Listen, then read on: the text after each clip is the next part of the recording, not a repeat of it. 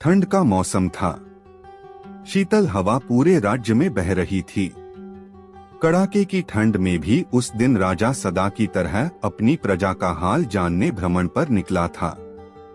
महल वापस आने पर उसने देखा कि महल के मुख्य द्वार के पास एक वृद्ध बैठा हुआ है।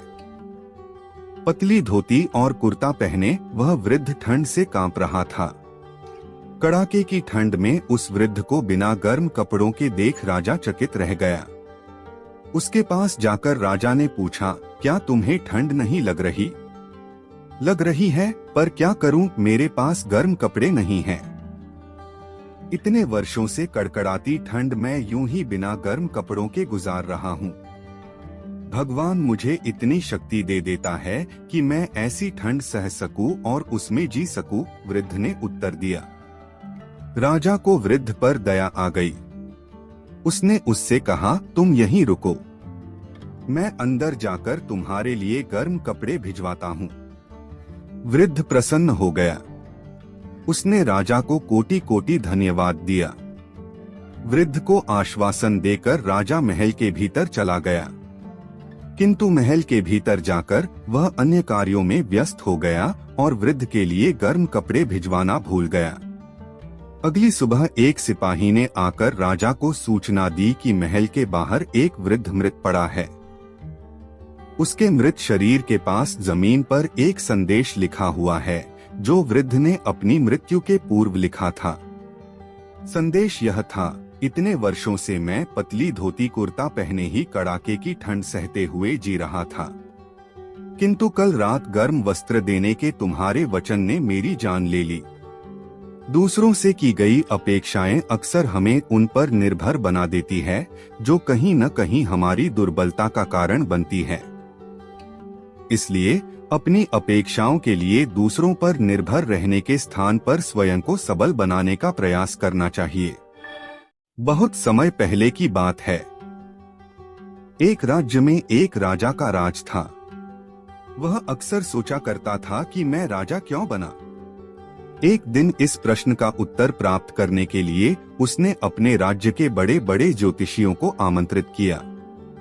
ज्योतिषियों के दरबार में उपस्थित होने पर राजा ने यह प्रश्न उनके सामने रखा, जिस समय मेरा जन्म हुआ, ठीक उसी समय कई अन्य लोगों का भी जन्म हुआ होगा। उन सब में मैं ही राजा क्यों बना? इस प्रश्न का उत्तर दरबार में उपस्थित कोई भी ज्योतिषी नहीं दे सका। एक बूढ़े ज्योतिषी ने राजा को सुझाया कि राज्य के बाहर स्थित वन में रहने वाले एक महात्मा कदाचित उसके प्रश्न का उत्तर दे सकें। राजा तुरंत उस महात्मा से मिलने वन की ओर निकल पड़ा। जब वह महात्मा के पास पहुंचा तो देखा कि वह अंगारे खा रहे हैं। राजा घोर आश्चर्य में पड़ गया, किंतु उस समय राजा की प्राथमिकता अपने प्रश्न का उत्तर प्राप्त करना था। इसलिए उसने इधर उधर की कोई बात किए बिना अपना प्रश्न महात्मा के सामने रख दिया। प्रश्न सुन महात्मा ने कहा, राजन, इस समय मैं भूख से बेहाल हूँ। मैं तुम्हारे प्रश्न का उत्तर नहीं दे सकता। कुछ दूरी पर एक पहाड़ी है, उसके ऊपर एक और महात्मा तुम्हें मिलेंगे। वे तुम्हारे प्रश्न का उत्तर दे देंगे। तुम उनसे जाकर मिलो। राजा बिना समय व्यर्थ किए पहाड़ी पर पहुंचा। वहां भी उसके आश्चर्य की सीमा नहीं रही जब उसने देखा कि वहां वह महात्मा चिमटे से नोच नोच कर अपना ही मांस खा रहे हैं। राजा ने उनके समक्ष वह प्रश्न दोहराया। प्रश्न सुनकर महात्मा बोले, राजन, मैं तुम्हारे प्रश्न का उत्तर नहीं दे सकता। मैं भूख से तड़प रहा हूँ। इस पहाड़ी के नीचे एक गांव है। वहां 5 वर्ष का एक बालक रहता है। वह कुछ ही देर में मरने वाला है। तुम उसकी मृत्यु पूर्व उससे अपने प्रश्न का उत्तर प्राप्त कर लो। राजा गांव में जाकर उस बालक से मिला। वह बालक मरने की कगार पर था। राजा का प्रश्न सुन वह हंसने लगा। एक मरते हुए बालक को हंसता देख राजा चकित रह गया, किंतु वह शांति से अपने पूछे गए प्रश्न के उत्तर की प्रतीक्षा करने लगा। बालक बोला, राजन, पिछले जन्म में मैं तुम और वो दो महात्मा जिनसे तुम पहले मिल चुके हो भाई थे। एक दिन हम सभी भाई भोजन कर रहे थे कि एक साधु हमारे पास आकर भोजन मांगने लगा। सबसे बड़े भाई ने उससे कहा कि तुम्हें भोजन दे दूंगा तो क्या मैं अंगारे खाऊंगा, और आज वह अंगारे खा रहा है। दूसरे भाई ने कहा कि तुम्हें भोजन दे दूंगा तो क्या मैं अपना मांस नोचकर खाऊंगा, और आज वह अपना ही मांस नोचकर खा रहा है।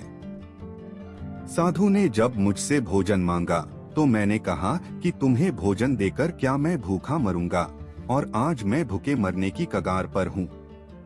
किंतु तुमने दया दिखाते हुए उस साधु को अपना भोजन दे दिया। उस पुण्य का ही प्रताप है कि इस जन्म में तुम राजा बने। इतना कहकर बालक मृत्यु को प्राप्त हो गया। राजा को अपने प्रश्न का उत्तर मिल चुका था। वह अपने राज्य की ओर चल पड़ा। अच्छे कर्म का अच्छा फल मिलता है, इसलिए सदा सत्कर्म करो और जहां तक संभव हो दूसरों की सहायता करो। एक दिन की बात है। दो मित्र सोहन और मोहन अपने गांव के मंदिर की सीढ़ियों पर बैठकर बातें कर रहे थे। इतने में एक तीसरा व्यक्ति जतिन उनके पास आया और उनकी बातों में शामिल हो गया। तीनों दिन भर दुनिया जहां की बातें करते रहे। कब दिन ढला कब शाम हुई, बातों बातों में उन्हें पता ही नहीं चला। शाम को तीनों को भूख लग आई। सोहन और मोहन के पास क्रमशः 3 और 5 रोटियां थीं, लेकिन जतिन के पास खाने के लिए कुछ भी नहीं था। सोहन और मोहन ने तय किया कि वे अपने पास की रोटियों को आपस में बांटकर खा लेंगे। जतिन उनकी बात सुनकर प्रसन्न हो गया, लेकिन समस्या यह खड़ी हो गई है कि कुल 8 रोटियों को तीनों में बराबर बराबर कैसे बांटा जाए। सोहन इस समस्या का समाधान निकालते हुए बोला, हमारे पास कुल 8 रोटियां हैं। हम इन सभी रोटियों के 3 से 3 टुकड़े करते हैं। इस तरह हमारे पास कुल 24 टुकड़े हो जाएंगे। उनमें से 8 से 8 टुकड़े हम तीनों खा लेंगे। मोहन और जतिन को यह बात जंच गई और तीनों ने वैसा ही किया। रोटियां खाने के बाद वे तीनों उसी मंदिर की सीढ़ियों पर सो गए, क्योंकि रात काफी हो चुकी थी।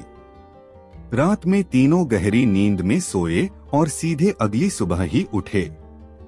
सुबह जतिन ने सोहन और मोहन से विदा ली और बोला, मित्रों, कल तुम दोनों ने अपनी रोटियों में से तोड़कर मुझे जो टुकड़े दिए, उसकी वजह से मेरी भूख मिट पाई। इसके लिए मैं तुम दोनों का बहुत आभारी हूँ। यह आभार तो मैं कभी चुका नहीं पाऊंगा, लेकिन फिर भी उपहार स्वरूप मैं तुम दोनों को सोने की ये 8 गिन्नियां देना चाहता हूँ। यह कहकर उसने सोने की 8 गिन्नियां उन्हें दे दी और विदा लेकर चला गया। सोने की गिन्नियां पाकर सोहन और मोहन बहुत खुश हुए। उन्हें हाथ में लेकर सोहन मोहन से बोला, आओ मित्र, ये 8 गिन्नियां आधी आधी बांट लें। तुम 4 गिन्नी लो और 4 गिन्नी मैं लेता हूँ। लेकिन मोहन ने ऐसा करने से इनकार कर दिया। वह बोला, ऐसे कैसे, तुम्हारी 3 रोटियां थीं और मेरी 5, मेरी रोटियां ज्यादा थीं, इसलिए मुझे ज्यादा गिन्नियां मिलनी चाहिए। तुम 3 गिन्नी लो और मैं 5 लेता हूँ। इस बात पर दोनों में बहस छिड़ गई। बहस इतनी बढ़ी कि मंदिर के पुजारी को बीच बचाव के लिए आना पड़ा। पूछने पर दोनों ने एक दिन पहले का किस्सा और सोने की गिन्नियों की बात पुजारी जी को बता दी। साथ ही उनसे निवेदन किया कि वे ही कोई निर्णय करें। वे जो भी निर्णय करेंगे उन्हें स्वीकार होगा। यूं तो पुजारी जी को मोहन की बात ठीक लगी, लेकिन वे निर्णय में कोई गलती नहीं करना चाहते थे। इसलिए बोले, अभी तुम दोनों ये गिन्नियां मेरे पास छोड़ जाओ। आज मैं अच्छी तरह सोच विचार कर लेता हूँ। कल सुबह तुम लोग आना, मैं तुम्हें अपना अंतिम निर्णय बता दूंगा। सोहन और मोहन सोने की गिन्नियां पुजारी जी के पास छोड़कर चले गए। देर रात तक पुजारी जी गिन्नियों के बंटवारे के बारे में सोचते रहे, लेकिन किसी उचित निष्कर्ष पर नहीं पहुंच सके। सोचते सोचते उन्हें नींद आ गई और वे सो गए।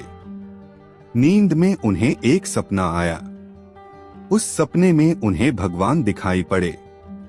सपने में उन्होंने भगवान से गिन्नियों के बंटवारे के बारे में पूछा तो भगवान बोले, सोहन को 1 गिन्नी मिलनी चाहिए और मोहन को 7।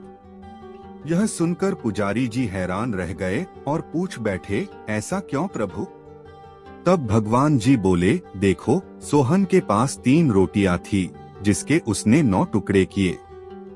उन 9 टुकड़ों में से 8 टुकड़े उसने खुद खाए और 1 टुकड़ा जतिन को दिया। वहीं मोहन ने अपनी 5 रोटियों के 15 टुकड़े किए और उनमें से 7 टुकड़े जतिन को देकर खुद 8 टुकड़े खाए। चूंकि सोहन ने जतिन को 1 टुकड़ा दिया था और मोहन ने 7, इसलिए सोहन को 1 गिन्नी मिलनी चाहिए और मोहन को 7। पुजारी जी भगवान के इस निर्णय पर बहुत प्रसन्न हुए और उन्हें कोटि कोटि धन्यवाद देते हुए बोले, प्रभु, मैं ऐसे न्याय की बात कभी सोच ही नहीं सकता था। अगले दिन जब सोहन और मोहन मंदिर आकर पुजारी जी से मिले तो पुजारी जी ने उन्हें अपने सपने के बारे में बताते हुए अंतिम निर्णय सुना दिया और सोने की गिन्नियां बांट दी। जीवन में हम जब भी कोई त्याग करते हैं या काम करते हैं तो अपेक्षा करते हैं कि भगवान इसके बदले हमें बहुत बड़ा फल देंगे, लेकिन जब ऐसा नहीं हो पाता तो हम भगवान से शिकायत करने लग जाते हैं। हमें लगता है कि इतना कुछ त्याग करने के बाद भी हमें जो प्राप्त हुआ वो बहुत कम है। भगवान ने हमारे साथ अन्याय किया है, लेकिन वास्तव में भगवान का न्याय हमारी सोच से परे है। वह महज हमारे त्याग को नहीं बल्कि समग्र जीवन का आकलन कर निर्णय लेता है। इसलिए जो भी हमें मिला है उसमें संतुष्ट रहना चाहिए और भगवान से शिकायतें नहीं करनी चाहिए, क्योंकि भगवान का निर्णय सदा न्याय संगत होता है और हमें जीवन में जो भी मिल रहा होता है वो बिल्कुल सही होता है। एक समय की बात है, एक राज्य में एक राजा राज करता था। उसके महल में बहुत खूबसूरत बगीचा था। बगीचे की देखरेख की जिम्मेदारी एक माली के कंधों पर थी। माली पूरा दिन बगीचे में रहता और पेड़ पौधों की अच्छे से देखभाल किया करता था। राजा माली के काम से बहुत खुश था। बगीचे में एक अंगूर का पेड़ लगा हुआ था जिसमें ढेर सारे अंगूर फले हुए थे। एक दिन एक चिड़िया बगीचे में आई। उसने अंगूर की बेल पर फले अंगूर चखे। अंगूर स्वाद में मीठे थे। उस दिन के बाद से वह रोज बाग में आने लगी। चिड़िया अंगूर की बेल पर बैठती और चुन चुनकर सारे मीठे अंगूर खा लेती। खट्टे और अधपके अंगूर वह नीचे गिरा देती। चिड़िया की इस हरकत पर माली को बड़ा क्रोध आता। वह उसे भगाने का प्रयास करता लेकिन सफल नहीं हो पाता। बहुत प्रयासों के बाद भी जब माली चिड़िया को भगा पाने में सफल नहीं हो पाया तो राजा के पास चला गया।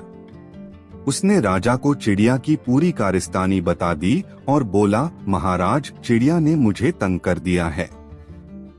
उसे काबू में करना मेरे बस के बाहर है। अब आप ही कुछ करें। राजा ने खुद ही चिड़िया से निपटने का निर्णय किया। अगले दिन वह बाग में गया और अंगूर के पेड़ की आड़ में छुपकर बैठ गया। रोज की तरह चिड़िया आई और अंगूर की बेल पर बैठकर अंगूर खाने लगी। अवसर पाकर राजा ने उसे पकड़ लिया। चिड़िया ने राजा की पकड़ से आजाद होने का बहुत प्रयास किया, किंतु सब व्यर्थ रहा। अंत में वह राजा से याचना करने लगी कि वो उसे छोड़ दें। राजा इसके लिए तैयार नहीं हुआ। तब चिड़िया बोली, राजन, यदि तुम मुझे छोड़ दोगे तो मैं तुम्हें ज्ञान की 4 बातें बताऊंगी। राजा चिड़िया पर क्रोधित था, किंतु इसके बाद भी उसने यह बात मान ली और बोला, ठीक है, पहले तुम मुझे ज्ञान की वो 4 बातें बताओ। उन्हें सुनने के बाद ही मैं तय करूंगा कि तुम्हें छोड़ना ठीक रहेगा या नहीं। चिड़िया बोली, ठीक है राजन, तो सुनो। पहली बात, कभी किसी हाथ आए शत्रु को जाने मत दो। ठीक है, और दूसरी बात, राजा बोला, दूसरी ये है कि कभी किसी असंभव बात पर यकीन मत करो, चिड़िया बोली। तीसरी बात, बीती बात पर पछतावा मत करो। और चौथी बात, राजन, चौथी बात बड़ी गहरी है। मैं तुम्हें वो बताना तो चाहती हूँ, किंतु तुमने मुझे इतनी जोर से जकड़ रखा है कि मेरा दम घुट रहा है। तुम अपनी पकड़ थोड़ी ढीली करो तो मैं तुम्हें चौथी बात बताऊं, चिड़िया बोली। राजा ने चिड़िया की बात मान ली और अपनी पकड़ ढीली कर दी। पकड़ ढीली होने पर चिड़िया राजा के हाथ से छूट गई और उड़कर पेड़ की ऊंची डाल पर बैठ गई। राजा उसे ठगा सा देखता रह गया।